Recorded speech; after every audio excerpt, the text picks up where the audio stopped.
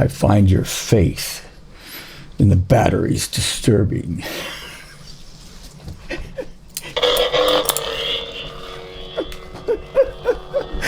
You're not even watching this, are you?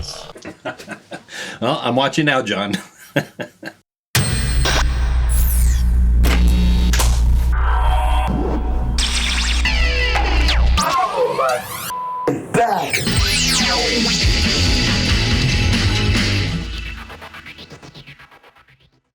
Hey there, I'm Dan, the self-proclaimed Lonely Rocker. Welcome to this episode of The Journal, the place where I rant or enlighten on topics related to the creation of music. Acoustics. These are the building blocks of any studio, whether you've got a professional studio or a home studio. Now, if you're a home studio enthusiast like me, the topic of acoustics has come up, I think, at least once along the way. Now, what better person to ask some questions than to someone who's been in the game since the early 70s, started in live sound, moved into studio production. He's worked with all sorts of notable people along the way, including people like Eddie Kramer, Billy Gibbons, Paul Simon, just to name a few. He's best known as a studio designer with over 800 studio design credits to his name. That's worldwide. That's big and small studios. Along the way, he made his way to Indonesia, where he continues to run his studio consulting business. And in fact, since he's been there, he's designed another 200 studios. So this man is loaded with all sorts of information, and he loves talking about it. He's also in the process of writing a book. He has a Facebook group to support that endeavor. Of course, that link will be in the description. And he has a website full of all kinds of free resources. Again, I'll link that in the description. Make sure to check it out. We'll be referencing that throughout this video. And to make this even more interesting, the Home Recording Studio Zone, by the way, count how many times I get that name wrong. Sorry, Ricky. Regardless, this is the best home studio group on Facebook. Tons of great conversations in there. Well, I threw the topic of this video into that group, and I got a bunch of questions to include in this video. I've handpicked 3 of them, plus a bonus question from the founder of the group himself. And on top of all that, 2 of my mates out there on YouTube, 2 great YouTube channels, they've supplied a couple more questions. Everything circles around the idea of acoustics in home studios. So I'm really excited to introduce today's guest. That would be Mr. John Brandt. Let's get to the conversation. Hey, John, how's it going? Very good. Thank you. Thank you for having me. As you know, I have a channel here that faces the home studio enthusiast. And so we're going to get into a lot of questions about home studios, and hopefully we'll dispel some myths and just educate sort of the beginners and intermediate guys who are making music at home. I'll thank you in advance because John has an extremely busy consultation schedule, and finding time to get to him for an actual consultation, it takes, sometimes his calendar's filled for weeks or months in advance. So it's a real treat to have him available for this conversation. So just want everyone to know that. I'm always available, 1 for my clients and 2 for people asking questions. First consultation's always free. I feel it's my duty, or one should leave this world a little better than they found it. And rather than holding information hostage, I'd rather just share it freely. Of course, I have to make a living, and if you want me to do a design for you, you need to compensate me. Well, I do encourage people to check out the website. There's some amazing stuff. You have resources as well. So I will link that in the description. So after you've watched this video, make sure to check the description for more information about John and what he does. It's certainly very enlightening for sure. As I mentioned earlier, the Home Recording Studio Zone is a group on Facebook that caters to the home studio enthusiast. And in my opinion, it's the best group out there because it's just well run. It doesn't have all that drama that some of those other groups have. So if you want to learn more about home studio recording and mixing, or just want to be part of a great community, I'm going to put a link in the description below. Make sure to check it out. I'm there. John Brandt is there, as well as a lot of other great people. So definitely check it out. So as I mentioned, I've got some questions that came from that group, and the first one is up next. So the first question is going to come from Stephen Foster. What are the best bang for buck first steps we can take to give a decent foundation in our home studios? The primary thing that people neglect in a home studio situation is finding out if the dimensions will work for them. And we're usually dealing with a bedroom or living room or some other spare room or something like that. And they're often too small. However, if the modal distribution is decent, you can treat it so that it's pretty damn good. And a second thing that people leave out is ventilation. If you don't have fresh air, you make a studio, you make a soundproof door, and you seal it all up. So you're going to end up like Jim Carrey in The Rhinoceros in Ace Ventura: When Nature Calls, and you must have air,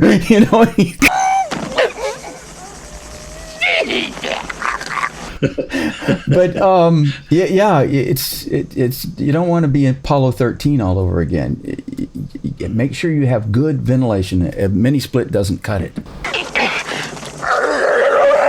You know, I didn't expect that as a first thing to think about. So that's really, really interesting. We're going to have more questions that I'm sure will fall under this category. So why don't we keep going into some of the other questions? Hey, if you're enjoying this video so far, you know what? Clicking that like button goes a long way to really helping this channel, and I really appreciate it. Of course, you can like and subscribe. And by the way, I've got some bonus footage on my Patreon account. There was some questions about bass traps, and I decided to stick that up on my Patreon account. So I'll put a link to that in the description below. All right, let's get back to the video. Two things I get, what I would say is probably the biggest questions I get. And one of them is about the fabric. This is what I use at my shop here. We have a shop where we build all the treatment that I design for studios. This is a nice fabric. It's made for seats, you know, for chairs and couches and I think curtains maybe or whatever. But the important part about it is that it's not itchy. It's made out of polyester. It's a polyester fabric. That's one thing you should look for because polyester is naturally fire retardant. We've had all our fabrics tested for European standard and US standard, so it can go anywhere. And you should be able to put it across your face, completely seal your mouth, and just breathe. You don't have to blow and feel your breath. You just have to be able to breathe very easily. You can hear the difference, right? Hello, hello, hello, hello.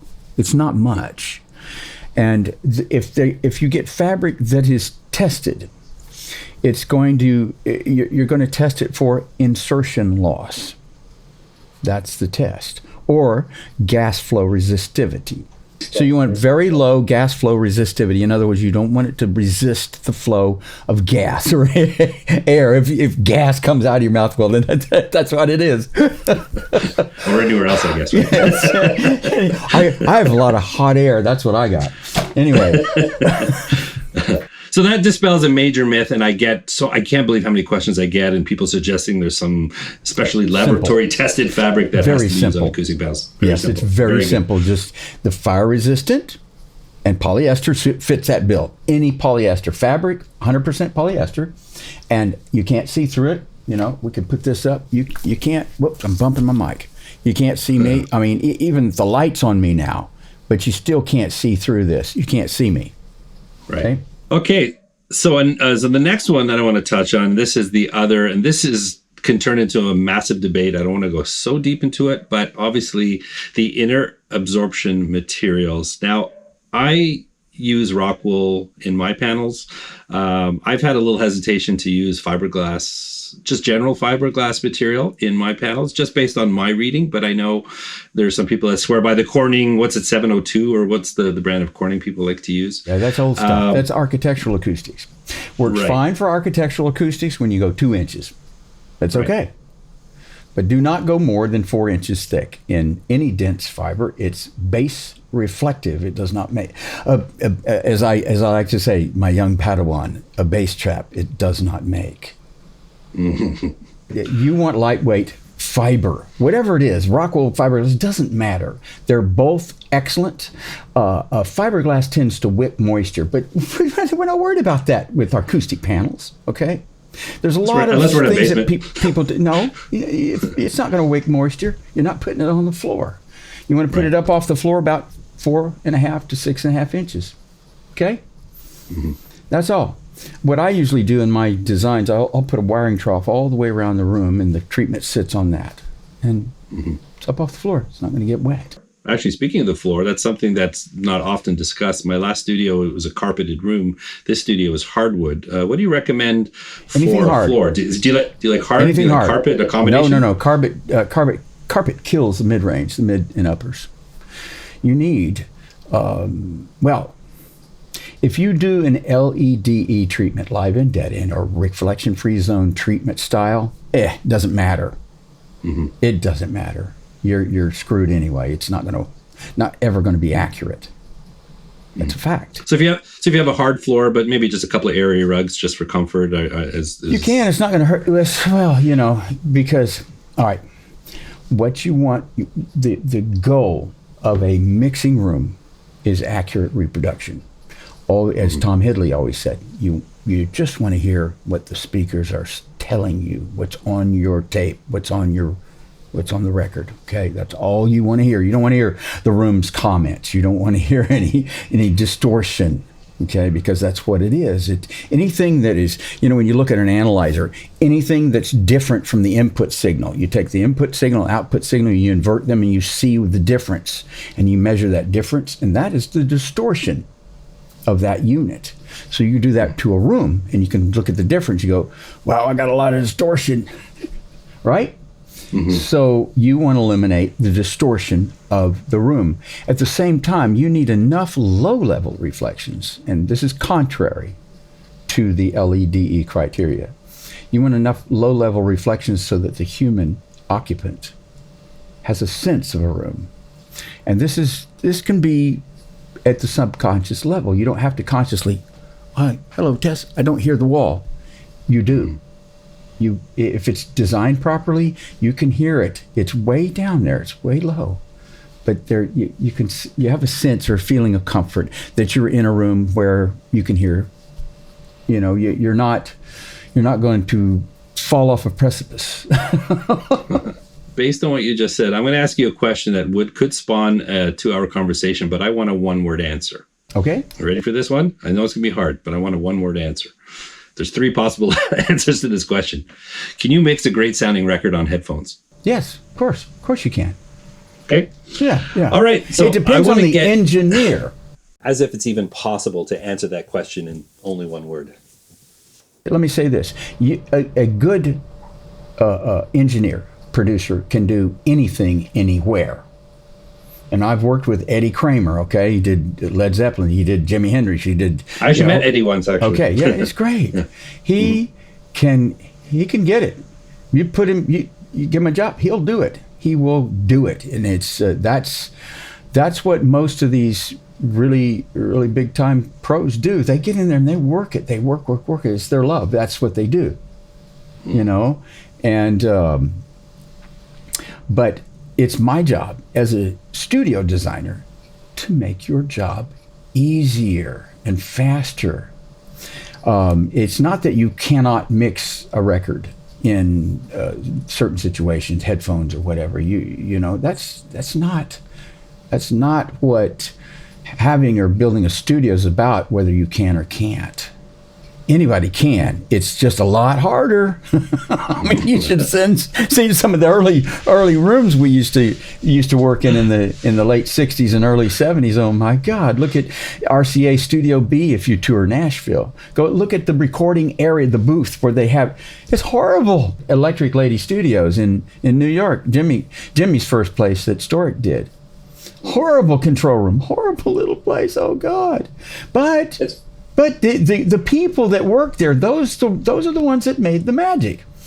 And I've had this conversation with guys in my book group, and they said, well, what about all the great things in studios and muscle shows? I said, the studios are pretty and they're cool, but they're not great studios. The people that worked them made it great. It's amazing. And one thing I actually touch on my channel a lot, it depends on the type of music you're into, but certainly if you're into more of a rock, classic rock, or, that kind of thing where the studio experience is part of the music listening. I mean, I'm a big Rush fan, and Rush is synonymous with Le Studio in Morin Heights, Quebec, which is sadly no longer. And people still talk about that studio like it's their home, and, but I think what you just said, a lot of the sounds that we crave came from an era where things were imperfect. And in the digital world where digital was designed to be perfect, and people realized, well, perfect doesn't sound good. So now we're emulating imperfection to try and recreate the sounds and tones that were created decades ago. It's a learning curve, okay? It's a tool. And you need to learn how to use the tool. That's really all it is.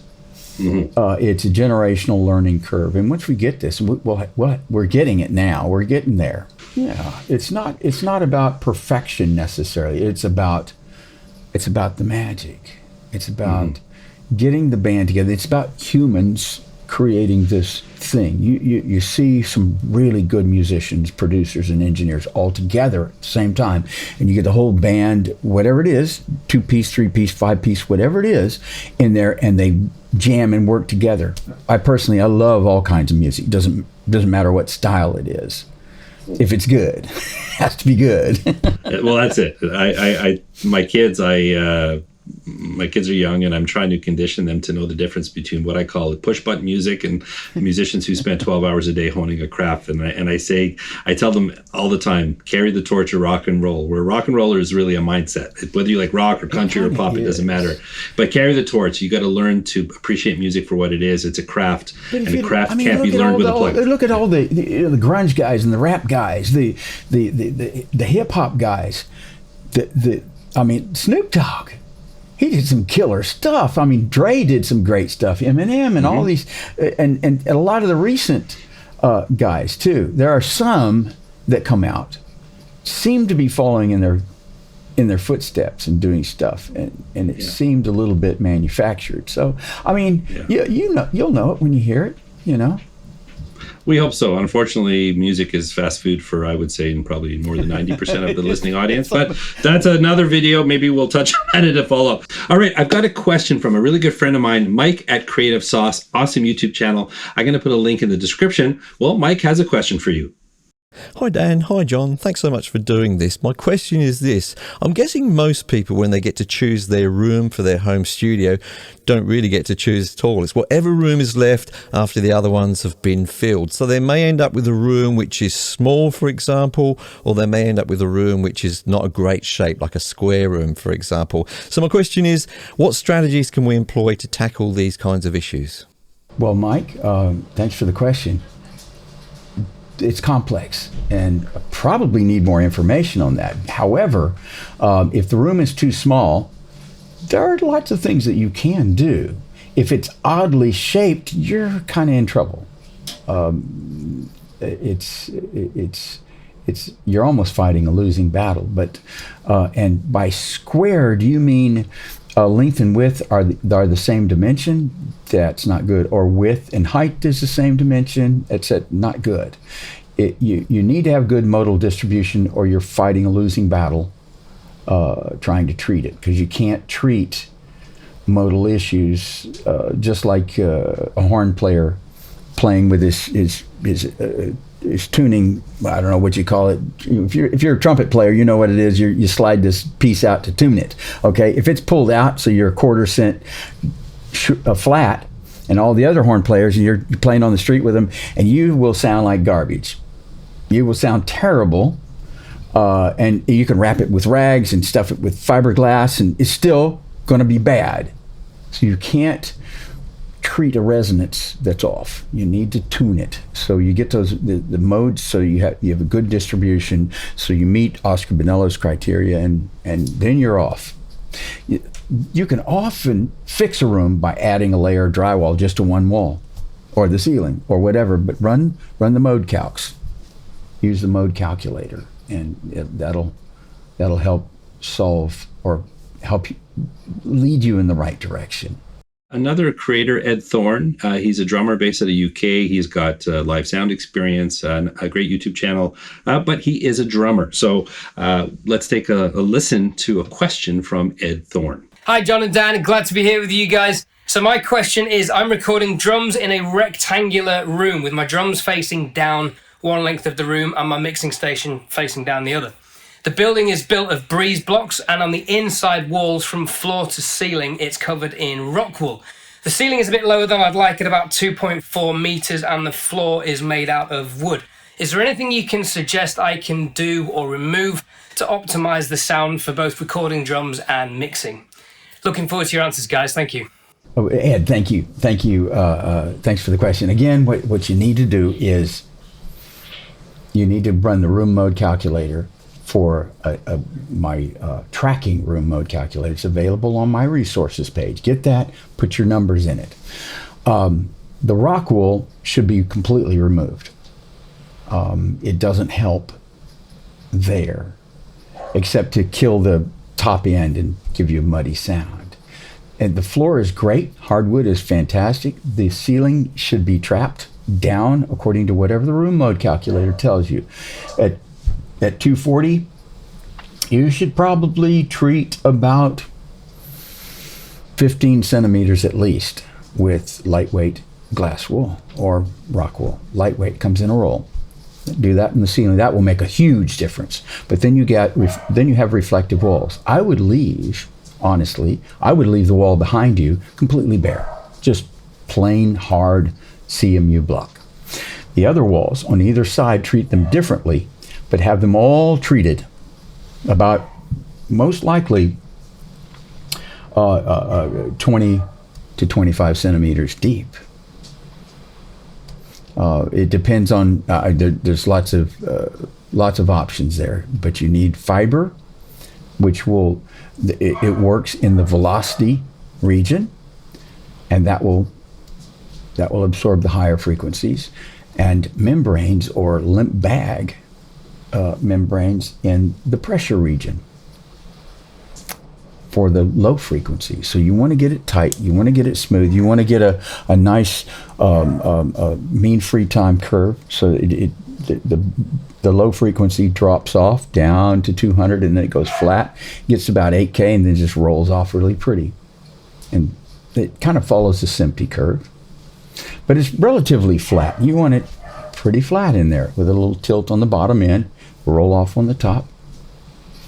And that's what people call the RT60, but it's not, because your room isn't big enough to even have RT60.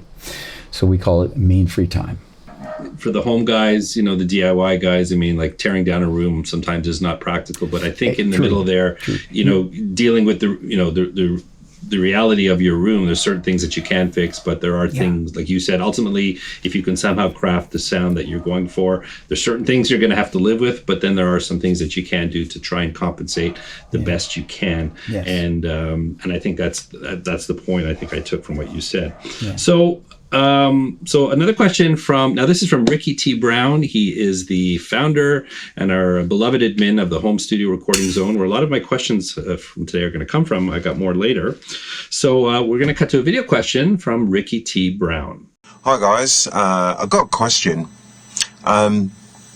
Everybody is kind of familiar with the broadband absorbers argument, but I don't hear quadratic diffusers mentioned very often. Do you think they should make up a part of your acoustic setup, or are they not really necessary? Thanks, Ricky. That's a very, very good question. A lot of people are asking this, and it's just going on. And a lot of times the popular opinions just prevail, and it's not good. Honestly, you don't want in a tracking room. A QRD might be very handy, and you have to remember that it has a purpose. It does a certain thing. And form follows function. So if you want this function, then you put this thing there to perform the function. It's like if you're doing photography, you put a light this way so you get the shadows like that, right? There is quite a bit of phase change that occurs with a quadratic residue diffuser. Any diffusion device actually has quite a bit of phase change. A polycylinder will have will not have phase change. It will, if I'm remembering correctly, it will disperse in different directions, but it won't necessarily change the phase. Sharp edges will diffract and attenuate the sound, but will give a sense of airiness, and depth, but they don't change the phase and cause comb filtering like phase change devices do. A lot of times, like a cylindrical geometric device on the wall, just a part of you take a cylinder and you cut a piece of it off and you stick it on the wall. That's a pretty good diffusion device that maintains integrity of the sound. Yeah, it's a complex question, but I'd never use a QRD in a control room because it introduces a lot of anomalies, and you never want to put them in a reflection zone. So QRD is good for a tracking room, but not a mixing. Yeah, it's really good for tracking room. I mean, the LEDE criteria and RFZ especially, because Peter D'Antonio designs diffusers, and so he uses them all over the place. That's fine, but it creates a lot of comb filtering at the mix position, high level, which is not really what you're looking for. You know, yeah. Everybody looks at it, does their REW graphs, and you see all these. Why am I getting all these dips here? Well, you got a lot of reflections, and they're causing comb filtering. Audio is a very complex science, isn't it? It's more complex than you would think, and the more, I mean, I've been in it for all my life, and I learn more all the time, and I go, oh my goodness, you know, you realize. I'm sitting on the edge of this abyss, and I'm looking down into all the nothing that I don't know. It's like all of this, I know this right here, you know, but this, I'm going to find out. I'll tell you, the irony of me and my YouTube channel is that I'm actually a video professional. I have 25 plus years of production experience. I've done commercials, music videos, television shows. I've worked in big studios, small studios. I've been on set. I've shot on 35 millimeter film. I've done it all in video production. I started a YouTube channel about audio production, which is not my first expertise. It's because I've been playing music longer than I've been doing video production, and it's my passion. So my channel has been a learning experience for me, but it's amazing. And I will tell you, as someone who is a video professional, is that audio is far more complicated than video. And for one reason and one reason only, you can see video, but you can't see sound. And you have to use your tools. You got to learn how to read your tools. And it's extremely complex in comparison to video. And that comes from someone with a lot of experience in video production. So I just wanted to say that. It's 3D. Sound is in 3D. Of course, I mean, visual is kind of, well, it's still 2D when you look at it. You know, it's a merging of colors and focus and different things. It gives your brain the image in 3D, but I know that myself and a few of my colleagues actually see sound in 3D. It's easy to, then you get, if you understand the math behind it, then you kind of put it, oh yeah, I see how that's working, and I'm doing my best to describe this as I write my book. Sometimes in short posts in these groups and in Facebook or forum or whatever, it's difficult to get these little sound bites to make sense. And I'm guilty of not being clear sometimes, and but I know already, probably even in this group, there's a lot of people that already don't like me because I've said some things. It's so true though. People, they ask the questions and they want you to validate their opinion as opposed to listening to the answer. And I say it all the time. Sound doesn't care. Sound has no feelings.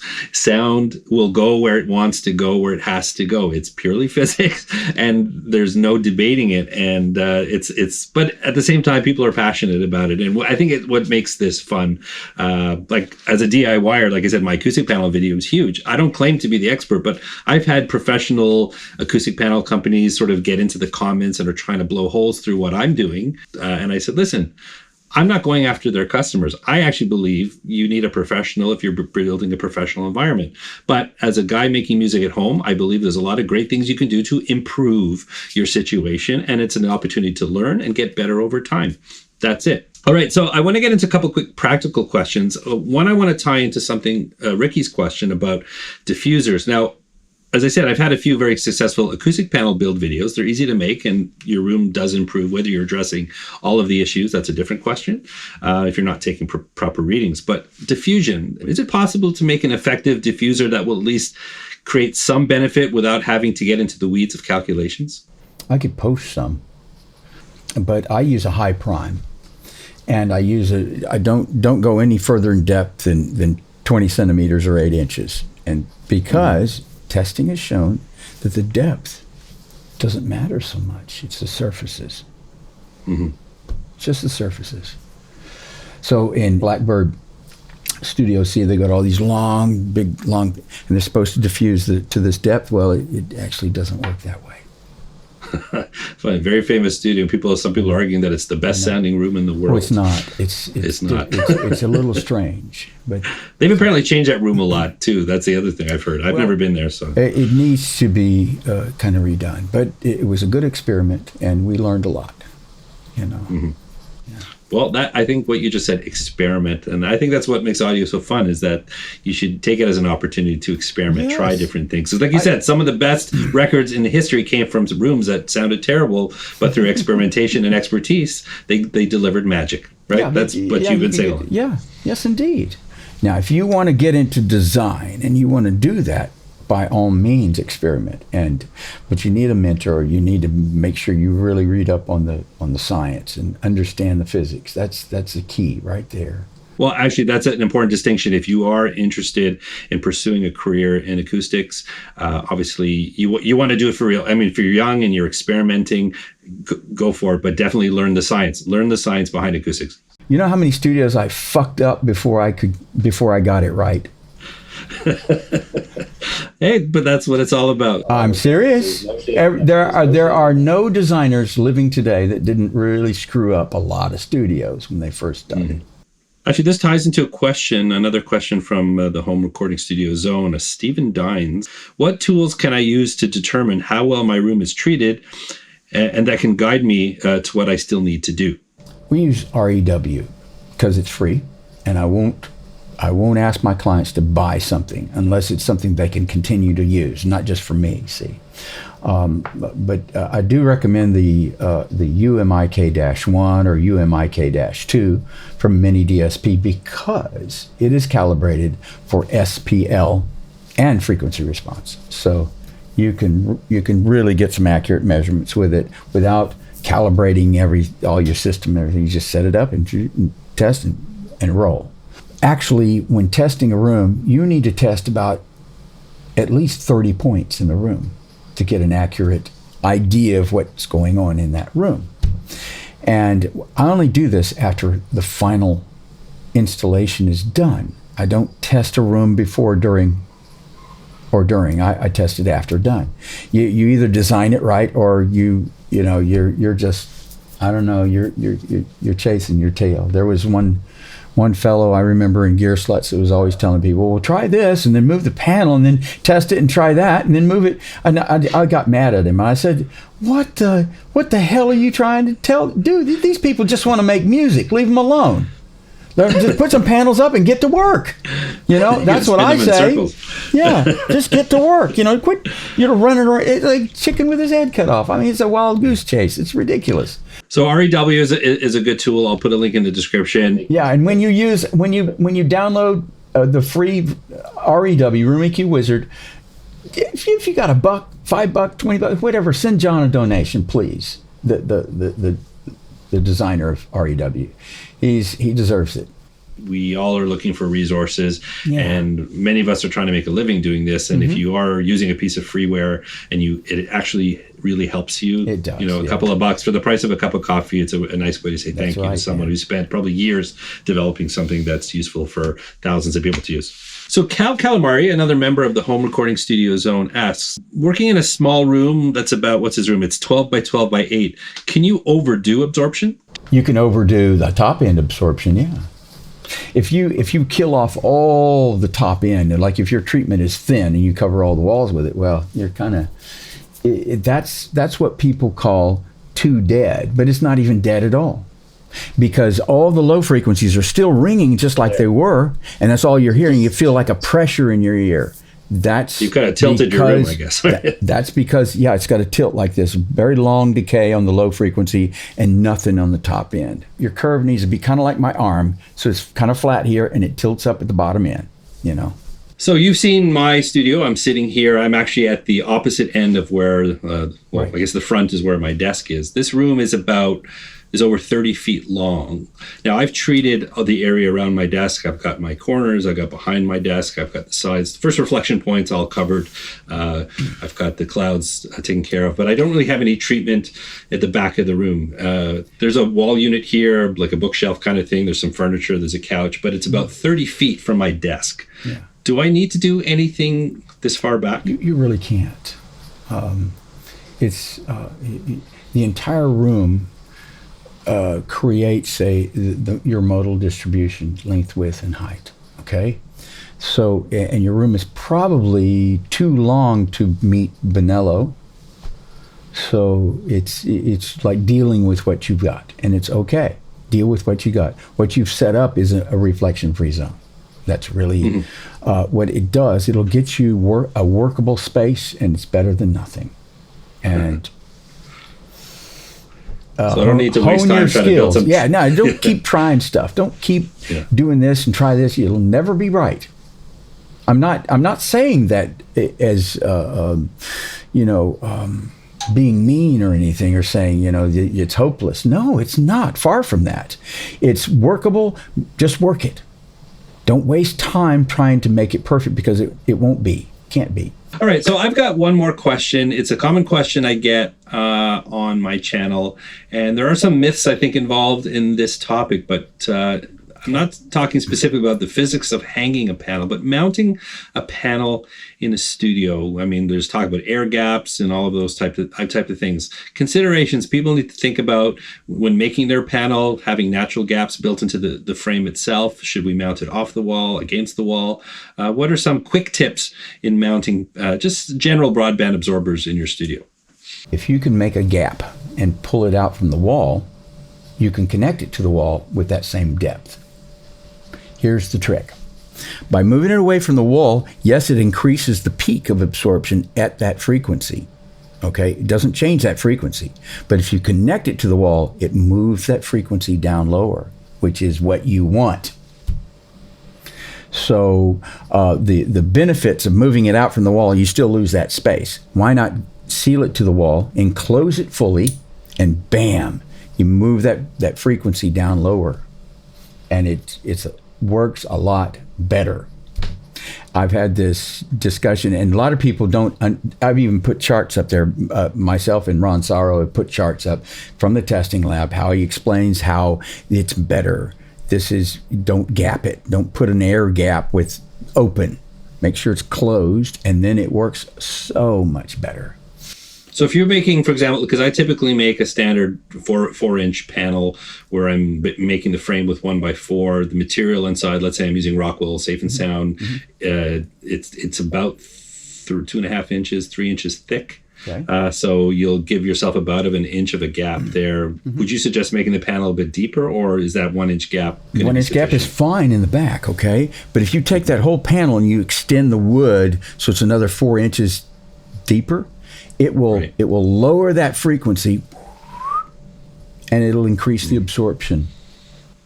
Interesting. All right. So really just make your frames a bit, if you were trying to capture absorb frequency a bit lower, then make your frames a bit thicker. Put maybe your fiber in the room inch. And let the pressure do its thing behind it, make it sealed.